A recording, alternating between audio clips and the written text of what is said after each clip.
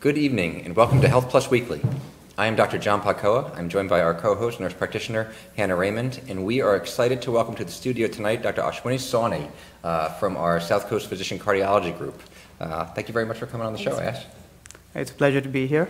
We hope everyone's continuing to have a great summer. We are excited to talk about mindfulness tonight with Dr. Sahni. He has an area of kind of expertise in it and has incorporated into his caring for patients in his cardiology practice. And so as part of our overall kind of theme of the show, to promote wellness and trying to prevent as much disease as possible, kind of learning how to control our thoughts and just be more present in our lives is a kind of fantastic way to do that. As always, we encourage you to send your questions in via Facebook. We look forward to hearing from you. If you have questions regarding mindfulness or any of the topics we're talking about tonight, we're happy to answer them. And as always, if you have general medical questions, we are happy to answer them as well. We probably will wait to the end of the show to answer them so we can stay on topic with Dr. Sahni, but we look forward to hearing from you. I think last week we set a new record in terms of where people were tuning in from, I think right? it was Arizona, or was it Texarkana? Yep, from people tuning in. So we'll see if we can. Yeah, see if we can expand that reach. Maybe we can get someone from all the way from across the country tonight. We'll see. And so please let us know where you're tuning in from. And without that, let's turn it over. Ash, we like to start off with, how did you wind up kind of finding your way into cardiology and the mind, and more importantly, the mindfulness? And also, how did you wind up working for Southcoast? Well, I've graduated cardiology in 2010 and moved into Massachusetts about 2013. Okay. Family out here. And initially, I was an invasive cardiologist, but increasingly I noticed that really, prevention is better than a cure. Yeah. And so started going more towards the preventive side. It seemed more satisfying to me, to prevent stuff. Good. And I could see the smile on the patients when you told them they didn't need something, rather than if they needed it. And you can see the smile on us because that's what we talk about pretty much continuously every show. Where did you do your training? So I was mainly trained in New York. Okay. And so pretty much got to see a lot of inner city medicine, somewhere like New Bedford. Okay. And a lot of different pathology and stuff. But once I kind of started in Wareham, I kind of realized that you really need to own up for a community. You need to have that responsibility that this is my community. Yes. And once you get to that phase, that's when you can really be more than medicine, because you're really actually trying to reach out and see how can you get into the community to prevent people from getting sick. That's great. So your office is, you work primarily or exclusively out of Wareham, is that right? Right. So my office is in Rosebrook in Wareham, and then I go to Toby Hospital. Okay. I do go to St. Luke's certain weekends, but mostly I'm dedicated to Wareham for Southcoast. Okay, great. And it's very satisfying. We have the hospital, we have the office. Yeah. It's a nice community, and It really is. Yeah. I know we overlap with some patients, and it's been a tremendous resource kind of working with you, so thank you. And so tell us a little bit about how you got into mindfulness and even what it is and how it plays into your practice and kind of. Well, so I think for me, this was, in some ways, it was a personal pursuit. About 3 years or so ago, I kind of realized that although I was able to manage all the responsibilities that I had as a physician and as a person at home, I kind of felt that there was an element of stressfulness within me. So no kidding. You don't say. So, listening close here. Right. So I got a 7 and a 5-year-old. I have responsibilities at home. I'm managing their homeworks a little bit. I'm trying to, see the patients. I got to maintain my own health. And so that's when I kind of realized that I'm able to juggle the 5 balls, but I'm doing it with stress. Well, why is that? And that's when I actually started reading up and kind of listening to some of the, the gurus in the field. Yeah. Where essentially what they explained to me was that mindfulness is just a great sense of duality where you are intensely involved, yet intensely relaxed at the same time.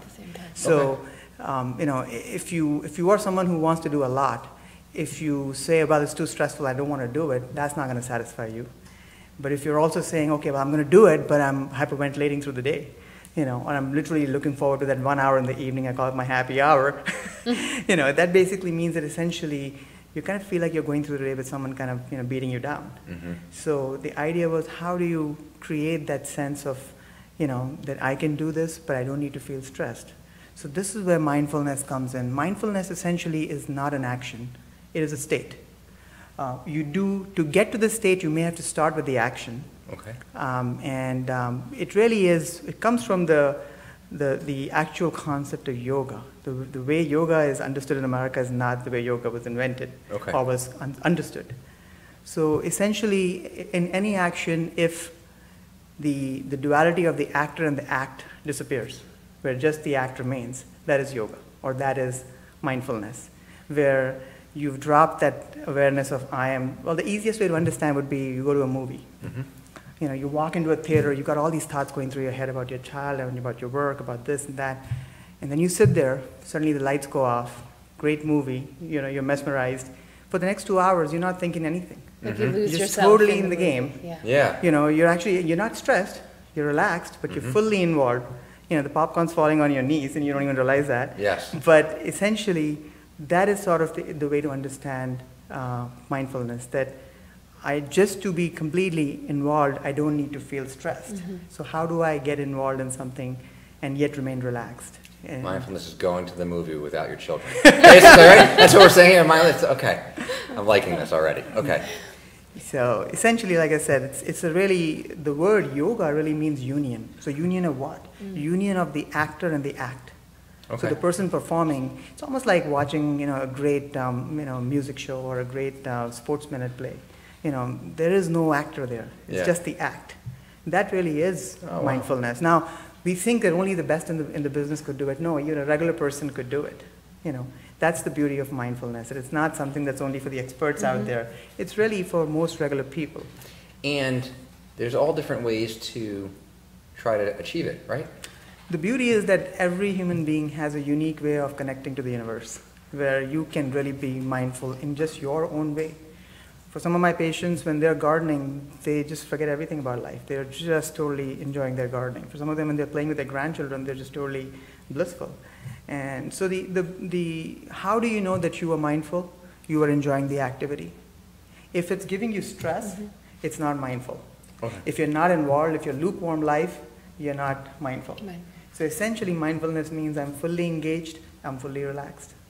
And that's a beautiful state to be in, because it's That's a really nice way to explain it. Honestly, I've read a bit about it, and have practiced it, but I've never heard someone explain it so eloquently. I think that's just a nice way, because it's nice. Like, it's not completely laid back and just doing, it's just kind of enjoying, being able to enjoy what you're doing when you're doing it, right?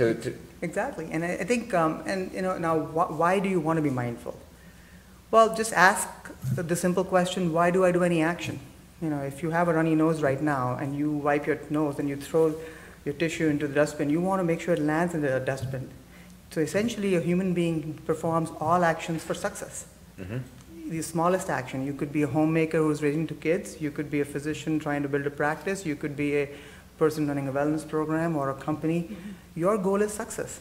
How can you achieve success unless you're fully engaged? Now, there are people who are fully engaged, but they're doing it with a lot of stress. This is going to the next level. They're saying, I am fully engaged, but I'm not stressed. I'm also relaxed. From a cardiovascular standpoint, or maybe you could speak to other standpoints, why should we worry about stress? Is stress bad for us, in your opinion? I think so, because we clearly have studies that have shown that stress is related to increased blood pressure, increased blood sugars, even the eating patterns, the sleeping patterns, everything gets affected by stress. So, stress management is something I kind of go in my patient encounters with patients, I kind of go micro to macro for them. So I'll start with their cardiovascular disease, kind of explain that to them. And it might take 2 or 3 visits by the time they get to the whole thing, because I really need to know them as to what are their lives like. So we start with their cardiology, and then we'll go down to the risk factors and say, well, what are we doing with the pressure? What are we doing with the nutrition? What are we doing with the medication? And then, as I'm doing more macro, I'm beginning to understand also, well, all of this is good. What's going on in your life? How are your kids doing? How are your grandkids doing? There are a lot of, in the community that we live in, there are a lot of patients who pretty much have sorted themselves out, but they have other things that are going in their life that are causing them to get stressed. And so I think a good understanding of why someone's risk factors are not controlled because their life is pushing them a certain way kind of really helps you to connect with them as a person. you know. And so definitely we discuss, stress management, and I kind of try to break it down to my patients and say, well, let's think of what are the things that give you stress. For an average human being, pretty much 3 things give you stress. One is your body. If your body breaks down, you're stressed, right? For most people. So we go over, all right, what are you doing for the body? 3 things. What's your nutrition? Are you exercising? What chemicals are you using? 3 things. Now, for your nutrition, how do you put mindfulness into nutrition? So, to be mindful, one thing you have to realize is you cannot be mindful unless you put the activity that you're doing as bigger than yourself. It can be true of being an employee of a group. It can be true of being a person in a family. Unless you put that as bigger than yourself, you can't be mindful. Because mindfulness brings humility. You kind of realize that you are small. So let me give you an example. You could have your food, watching TV, chatting, with zero awareness of what you ate or how much you ate, and pretty much no respect to the food either. But if 2 days someone locked you in a room and didn't give you food, now when you came out, that food is divine, right? So suddenly the same thing is much bigger than who you are. So if you do some action, any action with a sense of devotion, you basically become mindful. So for all my patients, I tell them, make sure you don't sit in front of a TV. You actually give that food that 20 minutes it deserves. Sit on a table, try not to talk too much, actually pay attention, get your senses involved in your food. How do you get yourself fully involved? You're smelling it, you're tasting it, you're touching it, you're seeing the colors. You're getting fully engaged in that act of nutrition. So the same thing I tell them, I said, do your groceries. I actually do my own groceries. Because I think it's beautiful to go there and actually see the different fruits and vegetables, what's in the market, and you educate yourself. We are trying to move towards a more organic world, which is great, because I think 1 in 3 Americans are going to have a cancer in their life at the current time. So we know that nutrition matters. Oh my God, yes. So how are you mindfully? Are you eating? How are you eating? Are you eating slowly? So essentially, if you do just a simple act of eating with a sense of devotion to it, you're fully engaged, you're enjoying the food more. You actually remember how much you ate, what you ate. Do you find that, so instead of asking people to change your diet, you ask people to just pay attention to how they eat and what they eat and connect to it, and then do you find positive changes in the quality of the diet after that? Absolutely. So you're coming at it from a completely kind of back-end approach. Right. Yeah. I tell my patients that, look, there are only 2 things in your numbers, whether you're a diabetic or your cholesterol. One is your genetics, and you can't change that. And one is what you're putting in your body. And so essentially that is in your hand. And so the question is, are you mindful when you're doing your groceries? Are you reading those labels? Are you seeing how much salt is in it? And so it's the basics, but it's just you're telling them in a way that they kind of realize the importance of what they're doing. They think that what you're doing is the most important. Actually, that's not true. What they're doing in their lives is way more important for them than what you're doing in their lives. So you're pretty much an educator, and you're telling them that, look, unless you pay attention to all those small details of what are you eating. And there's a recent study that showed that essentially who's cooking your food can make a huge difference in your life. Even the fact that if you cook your own food, you have a lot better chance of being healthy than if you're eating out a lot. I've read, and in my experiment or kind of experiments or just really experience with mindfulness, it's what I've read sometimes. It's about being present, like right now. Is that true? As in your experience, is there something about just kind of enjoying where we are at the moment, not kind of in the past, not in the future, but kind of being right here now and enjoying. Is that true? Is that correct? I think it is. I think if you fully get engaged in something, like I was giving you the example of the movie. When the movie's going on and you're just really curious to know what happens next, somehow the next day doesn't bother you, the last day didn't bother you. So I started doing this with my patients now. I used to carry my pager in the room, and every now and then it would go off, and I would throw my mind every other place. And so what I started doing about 2 years ago is I leave my pager, my cell phone, and everything at the desk. And I said, those 20 minutes when I go into the room, I need to be mindful. I need to be absolutely involved with that patient. Full eye contact, talking to him. He must realize that I'm involved in the game. He can't feel that I'm just in here to just, bless him and leave. So I need to kind of, fully engage myself with it. And it's not just for him. There are studies that show that even physicians who enjoy their patient encounters, they last about 10 years longer in the business than those who don't. Yeah. And so essentially what you're doing all day long is either energizing you or it's deflating you. If it's energizing you, you're probably mindful. Mm-hmm. If you're looking at the watch to see what time you get out, you're probably deflated. Yeah. We do have some great questions coming in too. Just a comment from Kelly saying that the practice of mindfulness can help in all areas of life, mental, physical, emotional, and spiritual, which we're certainly touching on. I think kind of one thing that maybe you can speak to after you answer this question is from Chris asking about any meditation apps that you can recommend, and what's the difference between mindfulness and meditation, or is it kind of one and the same?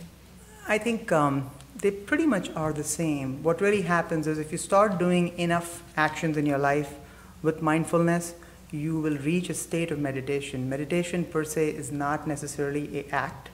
It is kind of like sleeping. See, if I wanted to drink some water, I can pick up, the bottle and drink water. That's an action. Mm-hmm.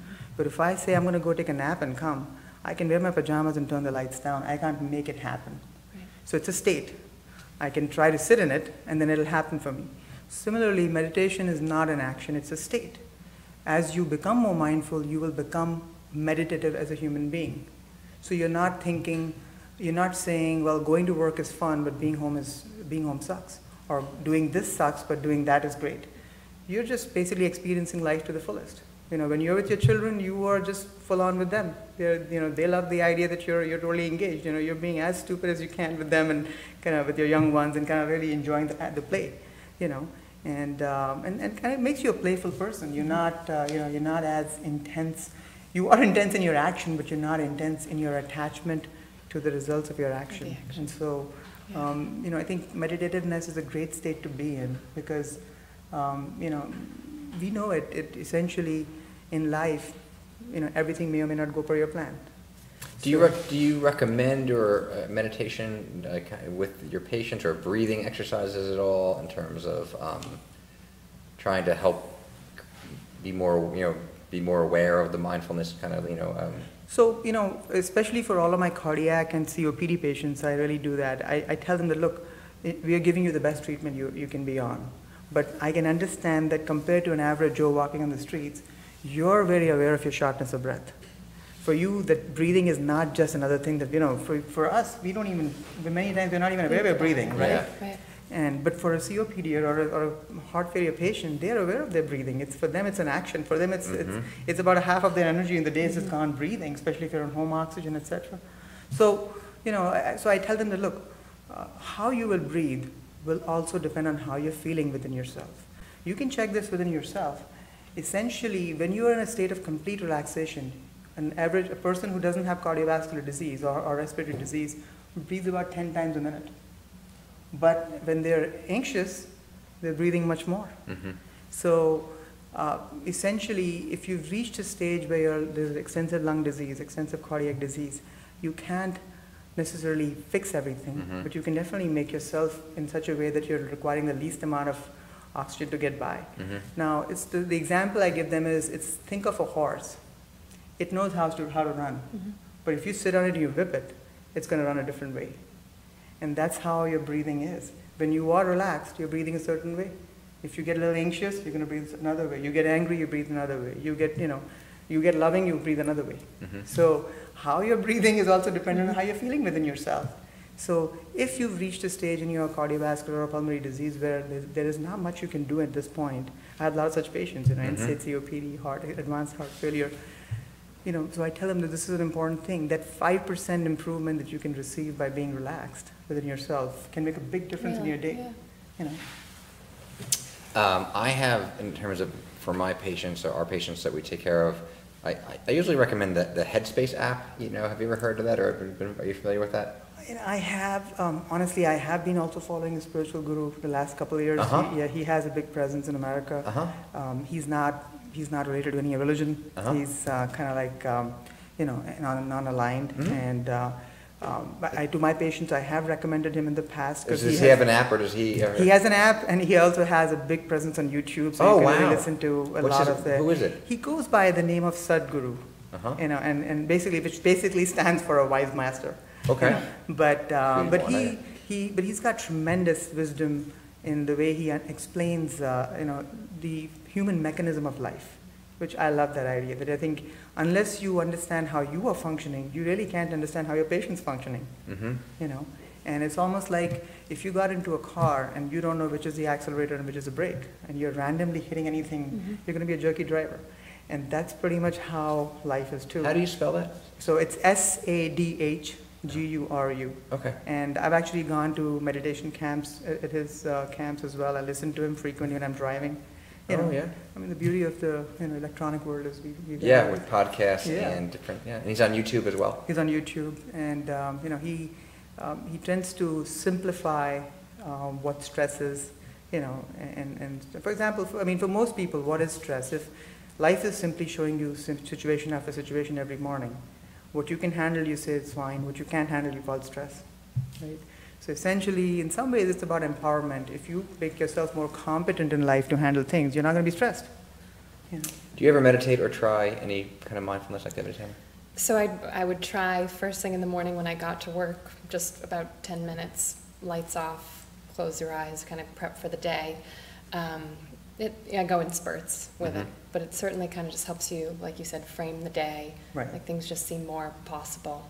Right. And I think it's important what you said about kind of being aware of yourself, especially when you deal with patients too, because not only in what you can handle, but in how you relate to them too. Right. It's important to know. And I think patients can sense your energy too when mm-hmm. you walk into a room. Yeah. So what I do is I literally give myself an hour or two in the morning. And what I'll do is, besides exercise, I listen to music and I love to meditate. And so it's almost like you can't get a loan from a bank that doesn't have money. Mm-hmm. So if you walk into your office and you're kind of feeling stressed and anxious and irritable, it's tough to do justice to your job. In other words, if I'm feeling great, I'm a good dad, I'm a good father, and I'm a good doctor. If I'm feeling lousy, I have to fake it. Mm-hmm. So the idea of meditation for me is that you're learning to create a sense of relaxation, sweetness within yourself before you start the day. Because once you learn how to be, then you learn how to do. Mm-hmm. But if you are in a state of restlessness within yourself, then doing an excellent action is an accident. It is not something that it just, and if it happens, it happens with a certain cost. And we see that amongst physicians and nurses, nurse practitioners. Mm-hmm. There's a lot of burnout in healthcare, simply because people are great. They do everything that they do very conscientiously, and they really are involved, but they're stressed. So which brings the TGIF phenomena. Thank God it's Friday. Mm-hmm. Basically means Monday through Friday, something is building within you that you need the weekend to decompress. I try as well, and I don't do it consistently enough, but it is really powerful, and I use, but I was recently traveling home from a business trip, and I was on the plane, and I usually fly fine, but this flight the air wasn't working right, and as an airline I didn't fly that often, the seats were terribly uncomfortable, and I found myself almost on the verge of a panic attack. I just felt claustrophobic, and I was like, oh my God, this has never happened before. And fortunately, because of technology, thank God, I had my phone, and I had my, thank God, my noise-canceling headphones, and I put them on, and I use Headspace, I think is the app I use. I look at this as like pole vaulting. And it was amazing. Like I just went in, and found like a relaxation one. And you focus on your breathing and the exercise, and it really got me through. It helped me just calm down. It just probably saved the people sitting around me more than me. But it is really a powerful tool to de-escalate, like even sometimes acute situations, right? Where where something happens, because I'm sure you see in your practice, but we see in our practice the burden of anxiety and panic disorders and social anxiety disorder, where people and it's so much nicer to offer things other than just kind of a medication, where you can kind of just separate yourself from the event and just learn to kind of manage it. Call it cognitive behavioral therapy, call it meditation, call it mindfulness. It's a real tool. See, I recently took my kid to the pediatrician, and he mentioned that he has never seen anxiety and depression in teenagers that he's seeing now. So this is no longer a adult issue. It's becoming a kid issue and an adolescent issue. And so I think, sometimes I joke with my patients. I'm like, when it comes to life, past performance is no guarantee of future results. The fact is that, just because everything went well until yesterday doesn't mean tomorrow morning you wake up and everything's going to be fine. Right. So the only thing you can do is you can do the best that you can do for all the things that are important to you. And then you create a certain shock absorption within your system. That if, despite your best effort, if life threw an oddball at you, do you have the ability to take it? Yeah. And that's pretty much is all you can do. But I do agree with you that I think in the beginning when you try to do meditation, you are very dependent on, say, a particular guru or a certain technique or a certain method. But if you start doing it on a daily basis and a regular basis, you will start noticing that in some ways you start thinking that even the app is a crutch. That I just don't need any crutches, that I'm good on my own. And I have noticed this transition that 2 years ago, I would almost need a particular type of meditation to start. Now I could pretty much go out there. I make sure that I touch Mother Earth every day. So I'll go in the morning when I meditate on the grass, and I actually, I take my shoes off and I walk. Actually, there's studies that are showing that if you are in contact with the earth, that it can improve memory, etc. Really? Yeah. So I think, I think being in touch with the elements is a great idea for both our children and also for the adults. That if you can, even a few minutes, just go out there in the woods. Just sit in your yard. Walk bare feet if you can. But essentially, at this point, all I need to do for meditation, for me, is just shut my eyes. If I shut my eyes, I'm joyful and blissful, and it's something. But I could tell you that I couldn't do that a year or 2 years ago. 2 years ago, if I shut my eyes, my mind was racing everywhere. Now it doesn't need to go anywhere. I can just sit and relax. So how would you recommend people get started if someone's kind of interested in getting to the point where you are? This is actually a question from my mom, saying simple ideas to get started. Hi, Mom. So, what, is a daughter causing you stress or something? Yeah. They say that it takes you until about 40 years to look in the mirror and say, I'm all right. And then your teenager walks past and says, no, you're not. I think that, I think meditation should be looked at as a flower. So you want a flower. But you can't have the flower unless the soil is good, the sunlight is there, the water is there. So meditation pretty much in the end is a end result of everything else that you're doing. So what are the things that you need to do in order to become a meditative human being? Pretty much, first of all, look at the things in your life that agitate you and kind of clip them over. If you can. Now, you can't fix everything because some factors may be out of your hands, but you must do first, are you eating consciously? Are you exercising consciously? Are you being conscious of your responsibilities towards the people that are around you?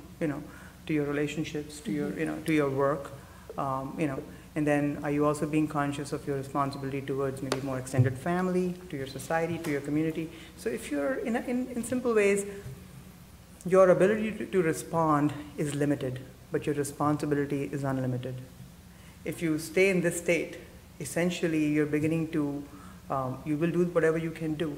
But just to simplify the answer is, you need to start small by creating at least 15 to 20 things you do in a day, doing them mindfully. Saying, I'm going to eat on a table, and I'm going to spend 20 minutes with my food, and I will do that every day so essentially. Now, the other way you can also become meditative is, for all the time that you have spare that's not busy with any other really activity that you need to be involved in, just think of what do you love doing. And do that every day, because when you do something you love doing, you are anyway meditative. You're already there. Yeah. So for me right now, if I just simply listen to music of a certain kind, I am in meditation. I don't need to shut my eyes. It's basically open-eyed meditation. So just write down on a piece of paper, what are the things that I enjoy? Playing with children, playing with animals, do I need to go into the nature? Do I love to read poetry? Do I want to watch a movie? Whatever it is that gives you a sense of joy, of blissfulness, relaxation, you must do it every day for all the time that's available to you. And then, so that if you start lining up your day where all of the time, all the things that you're doing in your day are recharging you simply because you're doing them joyfully and happily, within a few months or a year or two, you're very settled in within yourself, And so that is sort of the state that you want to be in. Do I have to improve further from where I am? Absolutely. I can still see there are lots of holes. It's almost like having a bucket with 20 holes and 10 fingers. And so essentially, I'm not there yet, but I can see the difference of where I was 3 years ago and where I am today. And I can clearly tell you that your experience of life is becoming very pleasant. Your circumstances may or may not be changing, but within you, you are feeling great. And I think that is sort of the best thing a human being can have, that within themselves they are great. Yeah. And it's just really not about changing the external factors, it's about changing your response to I mean, you want to change external to the best of your ability. But have you ever read Viktor Frankl's Man's Search for Man in terms of his experience in the concentration? You know what I mean? But just exactly that. Like, he kind of came to the recognition, like, no matter what kind of is happening to me, throwing to me on the inside, you can't affect how I feel on the inside. And it became really empowering for him, to be able to endure horrendous atrocities, but recognizing that inside, I can control, you know what I mean? Like, I can be wherever I want to be inside. Well, there are studies that show that people who win the lotto, 6 months to a year after they win the lotto, they're not feeling any better. There are studies that show that people who lose a leg, a year later, they're still feeling the same way they did the year before they lost the leg. Now, there's a trauma period, but after that, how they are feeling within themselves has not changed a whole lot. So clearly, there's a whole science of how to make yourself joyful, because essentially, this is true that when you walk into a patient room or patient encounter, the patient senses your energy. You walk in with a smile, looking pretty relaxed, he likes you right away. You walk in looking a little irritable, the patient senses it. Yeah. And so, I think it's important. So I think it's very important for healthcare workers, because we're in a field where most people who approach us are not having their best day. When I walk into a hospital, everybody out there has either had a heart attack or a stroke. This is in some ways the worst day of their life. Yeah. If that day I walk into their room looking stressed and irritable and angry, that's the last thing they want to see. Yeah. Right? This is the day that they need somebody to hold their hand who himself is feeling okay.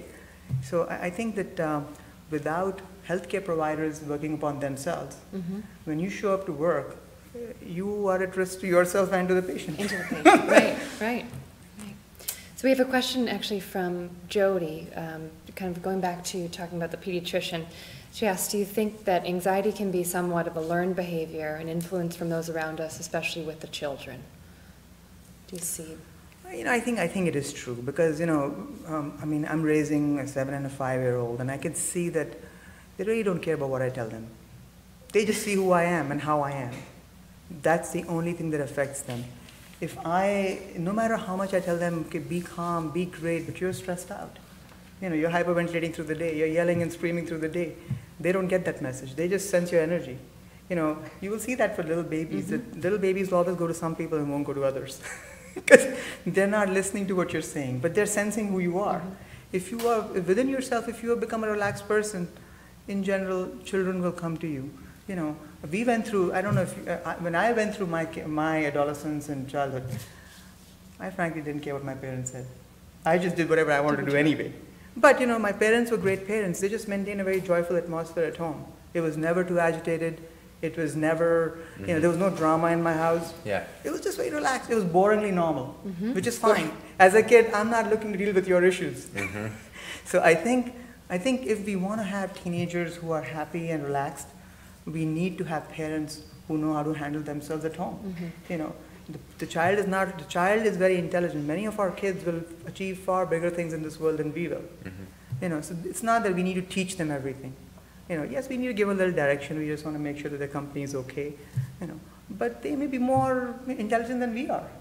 But what we can give them is a relaxed, joyful atmosphere at home. Because that is, I think, an issue. The more people are stressed, they take it home.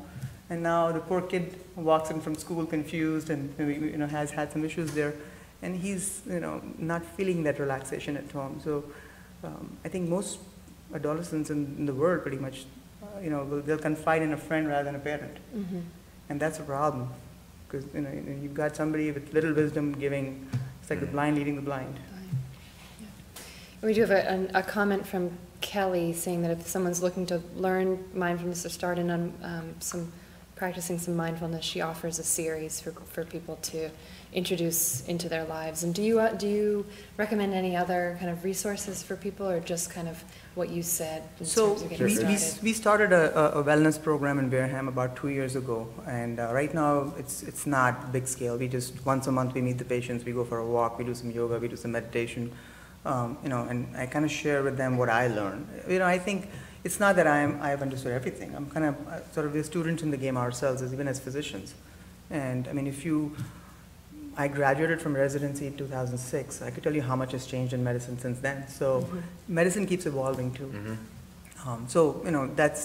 There are definitely great resources in the community. There's a lady by the name of Jessica Webb who runs a wellness program, a mindfulness program in Dartmouth. There are several others. So clearly, I think as Americans, we're beginning to realize that there is a role for this in our lives, because 1 in 5 or 1 in 6 Americans in this day are needing anti-anxiety and antidepressants to get by. And I think we just legalized marijuana just because it was anyway being used in a pretty widespread way. So I think as a society, that awareness is setting in that increasingly we're getting chemically dependent. I think the only way out of that is if you're feeling great within yourself, you will not take something that someone's offering you. That's the only insurance against chemicals. If you're feeling agitated, you could ban one chemical, people will go for the other. So essentially, but to answer your question, yes, there are definitely many programs people are offering. Actually, I think personally, if you couldn't find a mindfulness program around you, join a good yoga program, just a physical yoga. Because yoga is somewhat different from your regular exercise. When you're in the gym, you're running and you're watching TV, your attention is outward driven. In yoga, your attention is very inward driven, because a lot of that is you're doing pranayama, you're doing breathing exercises, your eyes are shut. So essentially, it's really an awareness of your own self. And essentially, if you started doing yoga on a daily basis, it will also lead you into meditation. It's like even for the wrong reasons, if you do the right thing will happen to you.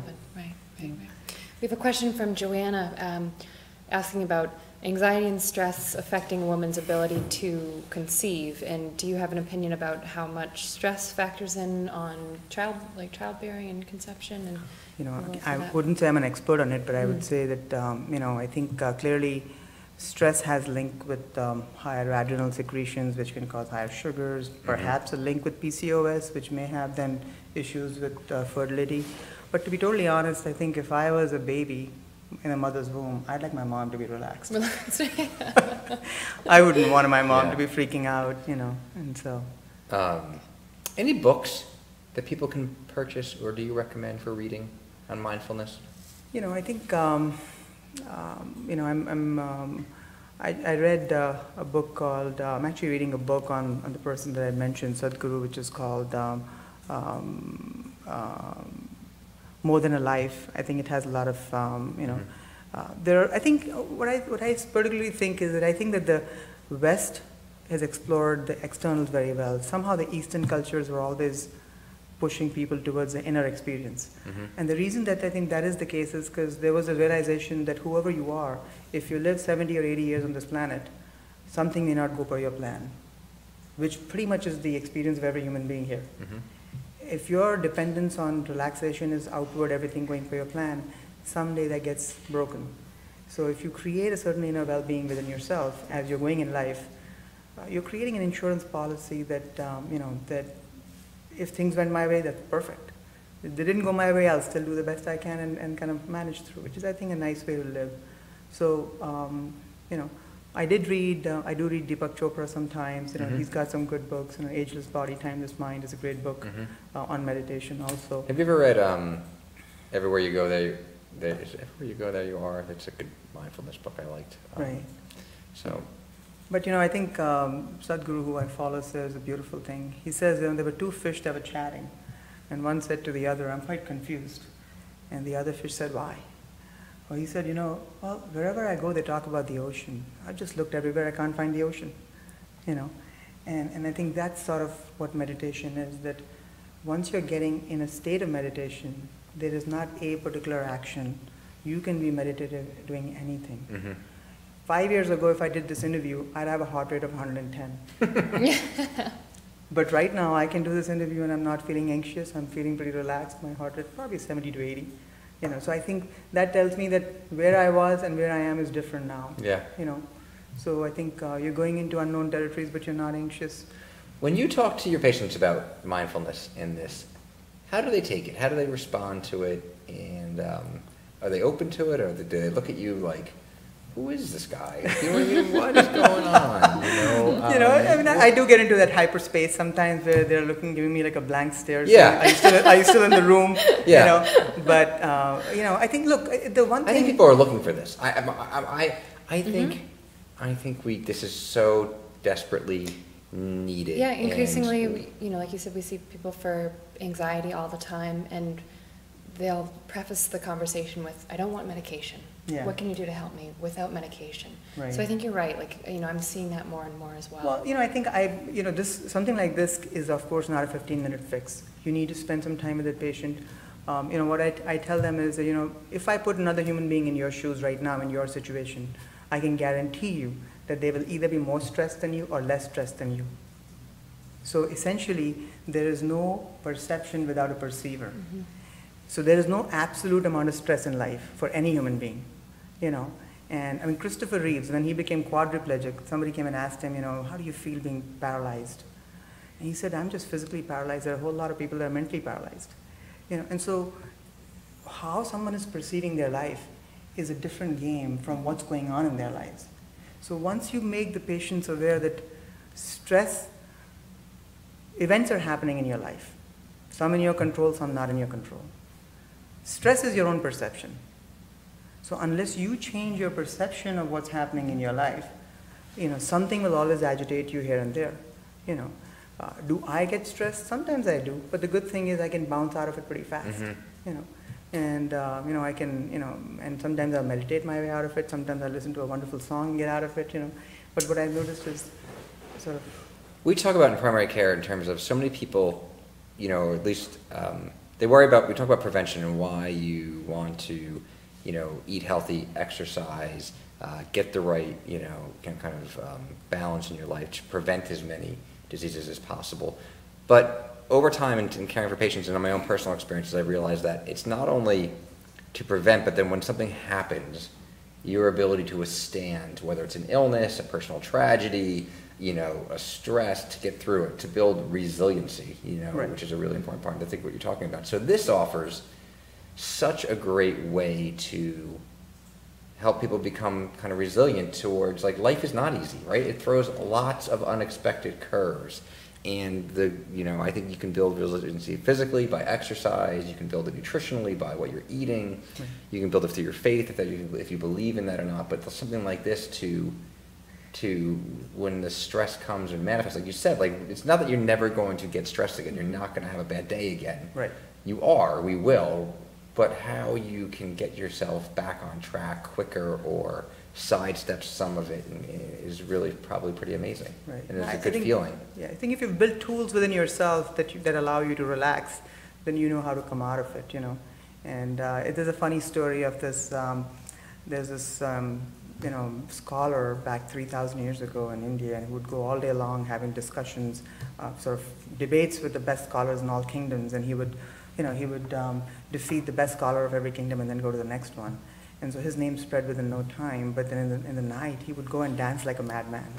And so people were like, all day long you're this intellectual guy, such logical arguments to win arguments, and what happens to you at night? He says, well, that's for the world and this is for me. Mm-hmm. In other words, what you're saying is, meditation in some way is also creating a space within yourself where, you can withdraw into if you need to, mm-hmm. just because things are not going your way. And you realize that this is the time to be a turtle. I need to pull back in. I'll take some time, relax, and go out.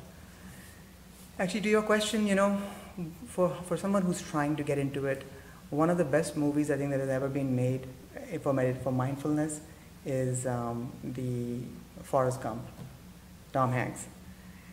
They show a guy who's not even that smart in life, but whatever he does it with a sense of devotion. Whether he goes shrimping, whether he plays table tennis, whether he falls in love, whatever he does in his life, everything is done with a complete abandon, complete sense of devotion. There are no half measures, and he achieves success in everything. And that's a beautiful way to understand meditation, that it's, essentially, what is a human being looking for? We're looking for two things. We're looking for success in the external world, and we're looking for joyfulness and relaxation within. Only two things we're looking for. Mindfulness really offers you both, because if you are involved with a sense of passion towards something, you will get success in it. But the thing is, if you are not relaxed, at some point you're going to get entangled in it, because just that energy with the sense of attachment. It's almost like sometimes I tell my patients, I'm like, look, if I do homework with my kid every day, there's no issues to that. But if I create this thought that just because I do homework with him, he must get an A in the class, and he also must come and say thank you to me, then I'm setting myself up for a trap. Because now he comes home with a D, and I'm pissed off. So essentially, what you're saying is that I want to do my action with full involvement, but also with a sense of detachment that I'm not attached to the results. And I have seen this a lot in patients. They love that you educate them about what is their prognosis, but you don't make the decision for them. You tell them this is how it is. If you do this, here are the odds. If you don't do that, here are the odds. And and I have had so many patients who came and tell me the last guy I saw just was forcing me to do this, and that's why I moved from his practice to your practice. And I'm like, look, I'm not here to make your decisions, because you might make the right decision in the end. So I think that sense of relaxation is important as a provider. That's excellent. Yeah. We have a question from Annie asking about cortisol levels in anxious patients, and we kind of touched on that before about kind of why stress is bad for us. And could you talk, from a cardiovascular sense, why, what happens when you're stressed? I think clearly they've shown that patients who have a higher amount of stress, their heart rates tend to be higher just because of their adrenal secretion. Their sugars are higher, which is likely related to the cortisol secretion from the adrenal glands. Sleep patterns are disturbed, which also, it's been well shown that people who work the night shift have higher cortisol levels. And so I think the body has a certain rhythm, and when you get stressed, it pulls you out of that rhythm. So over time, I had one patient who said, Doc, I'm doing great in my job. I'm always stressed, but I don't care. I'm doing so great. And so I said, look, there was a guy who was falling from the 100th floor of a building. Somebody who was standing on the 50th floor of the building saw him and said, hey, how you doing? He said, well, so far so good. So I said, you may be doing fine, but if you're doing with a lot of stress, some point, and to be totally honest, he came back 2 years later with a heart attack. Yeah. He was super successful. There's nothing wrong. He is excellent at what he does, and he's passionate, but passionate with a complete sense of attachment to it, where, if the results don't go your way, you're in trouble. Yeah.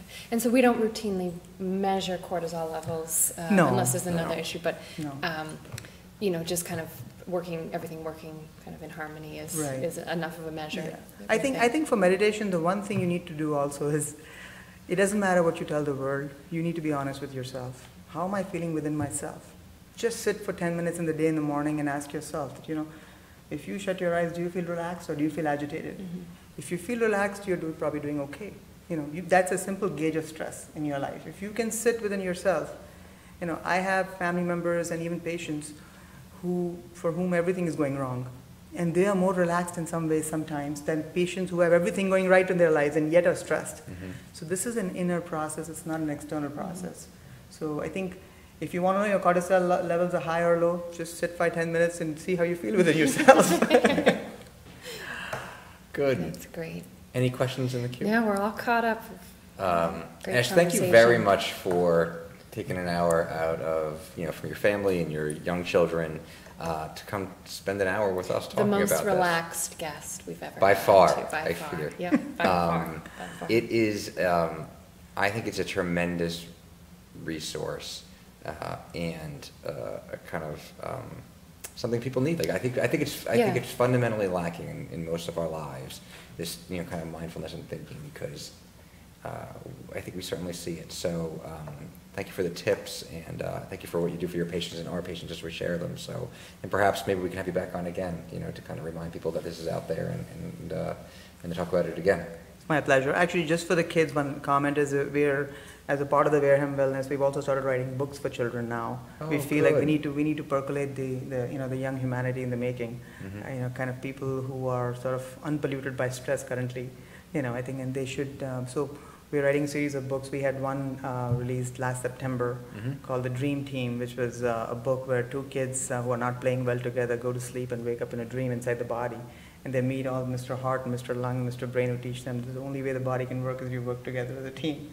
So I think we want to put in those messages for children, that I think our education systems are great, but they're pushing only in terms of academics, but not in terms of people and how they're developing as human beings. So, I think clearly there's a lot of work to be done, but the best odds of doing it is to do it joyfully. Great. I like it.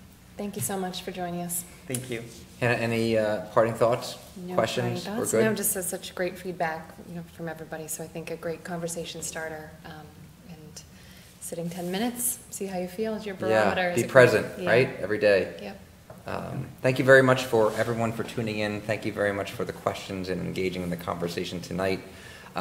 We look forward to seeing you next week. Stay healthy, Southcoast.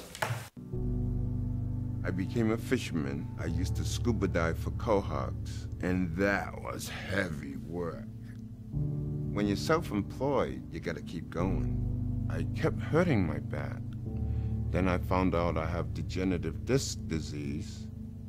I deteriorated to the point that I couldn't stand up. The pain was just so severe. It affected me emotionally, psychologically, and physically. I had probably 12 surgeries, and I wanted to give up. The pain was just so bad. When there's no relief in sight, what else do you have? My general physician, I went to him, I told him I wanted to go to Boston, and he said to me, before you go to Boston, I know a guy at Southcoast Health. So we met with the neurosurgeon at Southcoast Health, and he told me what he was going to do. That's when I started to get happy.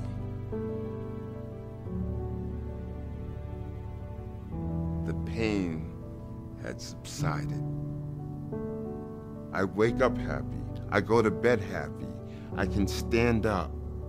I saw my surgeon 6 weeks ago. He says, Bruce, you're doing well. And I said to him, you saved my life. And without you, I don't know what I would have done or where I would be today. Yeah, there's a lot of tears, even on his part. I can't tell you how much of a difference it's made in my life. It's totally different. Now, bring it on. Life is good.